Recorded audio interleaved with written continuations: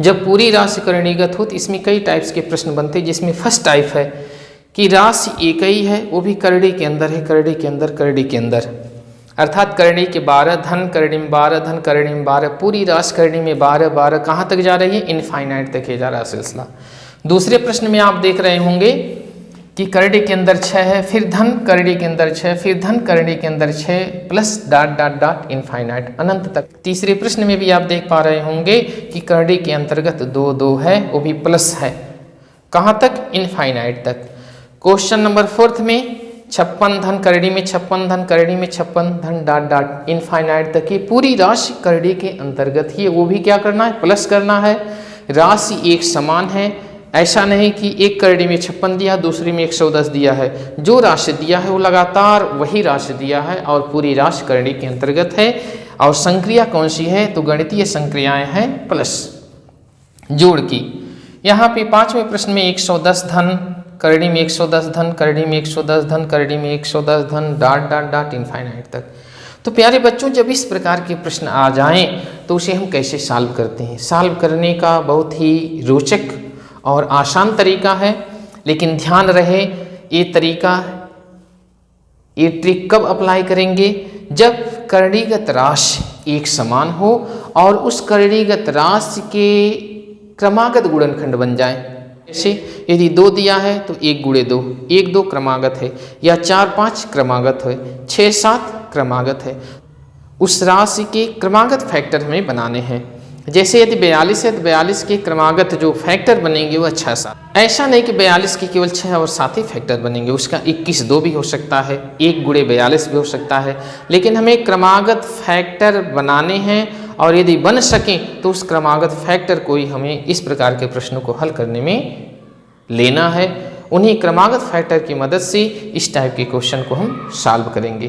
तो प्यारे बच्चों आइए, यदि आप 12 के क्रमागत गुणनखंड बनाने, 12 के क्रमागत फैक्टर बनाएं तो आप पाएंगे 3 गुणे 4।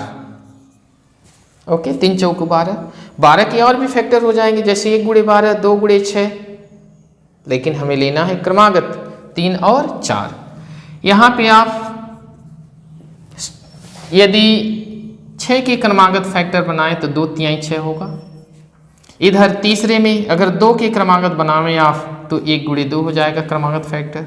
किसी एक राशि को ले लीजिए 2 को। यहाँ पे 56 का यदि क्रमागत गुणनखंड बनावें आप तो पाएंगे 7/56। इसी प्रकार से 110 के क्रमागत गुणनखंड बनावें तो आप पाएंगे 10 गुणे 11। अब मेन ध्यान देने वाली बात ये रही, क्रमागत फैक्टर, क्रमागत गुणनखंड बनने के बाद किसकी वैल्यू, इसे हमें फैक्टर तो बनाना नहीं है, इस पूरे का हमें हल करके वैल्यू प्राप्त करनी है। तो यहाँ पे जो 2 क्रमागत फैक्टर बनेंगे, 2 क्रमागत गुणनखंड बनेंगे, जो बड़ी राशि होगी वह पॉजिटिव आएगी और छोटी राशि निगेटिव आएगी। इसी प्रकार से 6 के आपने फैक्टर बनाया, 2 और 3 बना, तो जो 3 होगा यह पॉजिटिव होगा और 2 क्या होगा? निगेटिव। इसके 2 मान प्राप्त होंगे, एक पॉजिटिव और एक निगेटिव, एक धनात्मक और दूसरा ऋणात्मक। 3 इसका पॉजिटिव वैल्यू आ गई और 2 निगेटिव वैल्यू आ गई।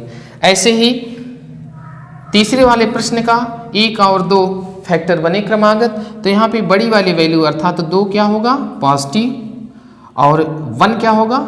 निगेटिव होगा। तो इसके 2 मान प्राप्त हुआ, एक +2 और दूसरा -1।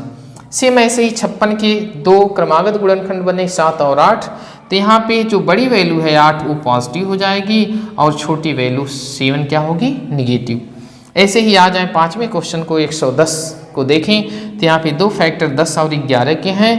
तो यहाँ पे जो बड़ी राशि है अर्थात फैक्टर बड़ा वाला 11 है वो पॉजिटिव हो जाएगा और छोटा वाला फैक्टर -10 यह निगेटिव हो जाएगा। इस प्रकार से प्यारे बच्चों आप लोग समझ गए होंगे कि जब पूरी राशि करणीगत हो और वो भी एक समान राशि दी हुई हो, वो भी प्लस के माध्यम से जुड़ी हो, तो उसमें 2 क्रमागत फैक्टर बनाने का प्रयास करते हैं। यदि बनना संभव हो जाता है, वहाँ पे जो बड़ा वाला फैक्टर आएगा वह पॉजिटिव होगा और छोटा वाला फैक्टर की वैल्यू, छोटा वाला फैक्टर निगेटिव होगा। इस प्रकार के प्रश्न में जो हमें क्रमागत गुणनखंड 2 प्राप्त हुए उसी से हमें इस पूरे प्रश्न का हल निकल आएगा। जो बड़ा फैक्टर होगा वो पॉजिटिव के रूप में होगा, छोटा फैक्टर निगेटिव के रूप में।